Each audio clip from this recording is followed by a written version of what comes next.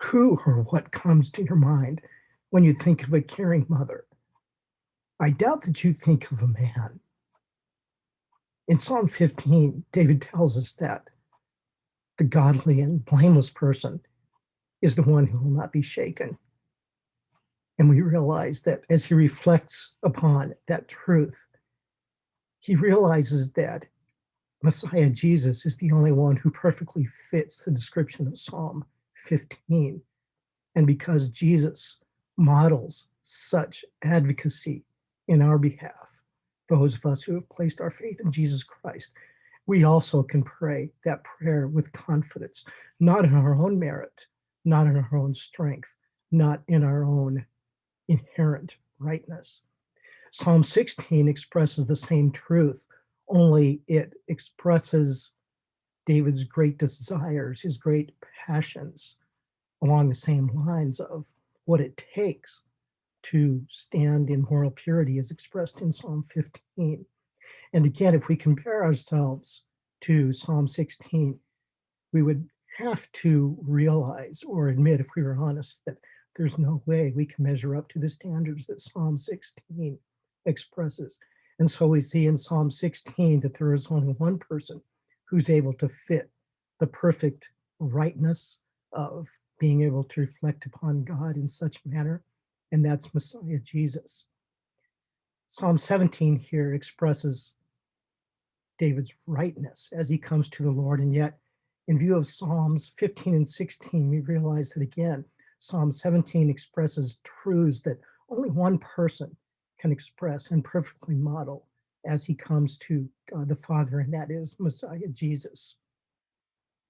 So the three of these Psalms, 15, 16, and 17, they work as a sort of trio in expressing and showing to us that there's no way that any of us could ever come to Jesus in our own merit and rightness.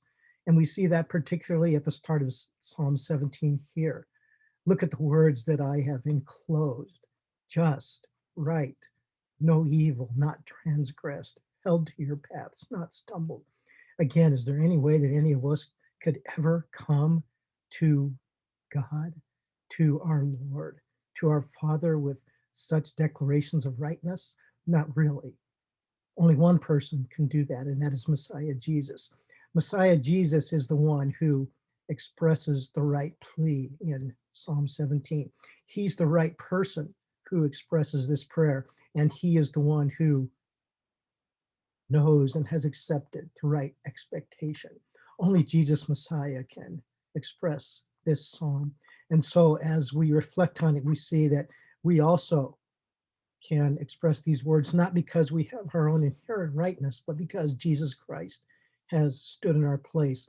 And as David looks forward to Messiah Jesus as expressed in this psalm, we Christians also can look back on this psalm with the same perspective, but from a different direction, realizing that Jesus has already accomplished such a stand in our behalf.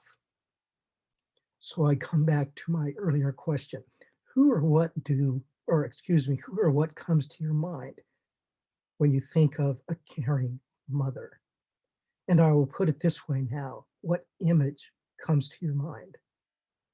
David uses images throughout his Psalms, and I really haven't touched on many so far.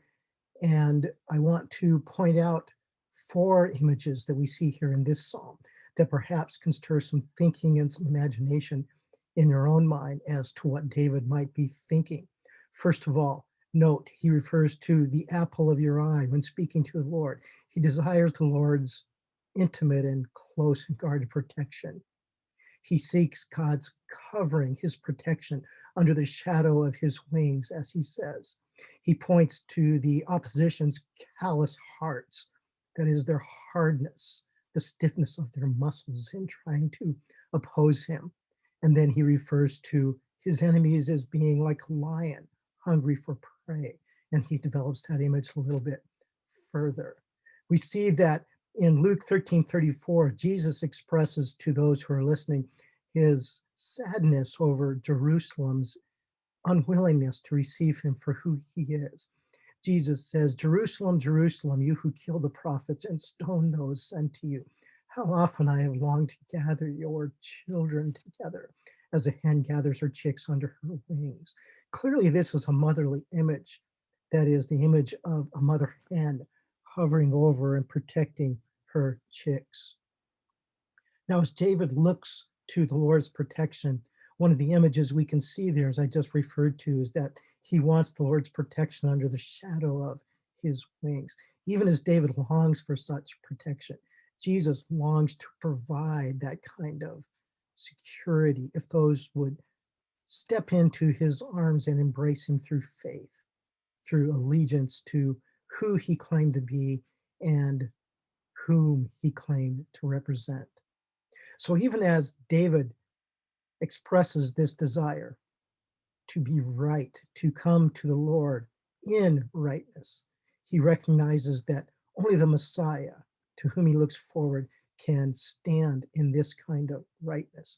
And we see that this psalm, like many others, points to Jesus' life in some fashion or way that shows and highlights how Jesus is the one to whom these Psalms actually point to and reflect.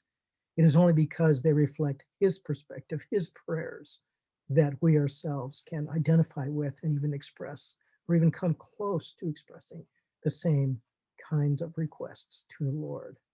What an amazing perspective that these Psalms portray. They are indeed the perspectives of the coming Messiah that David looked forward to, and the Messiah that we can look back on even as we again look forward to his second coming.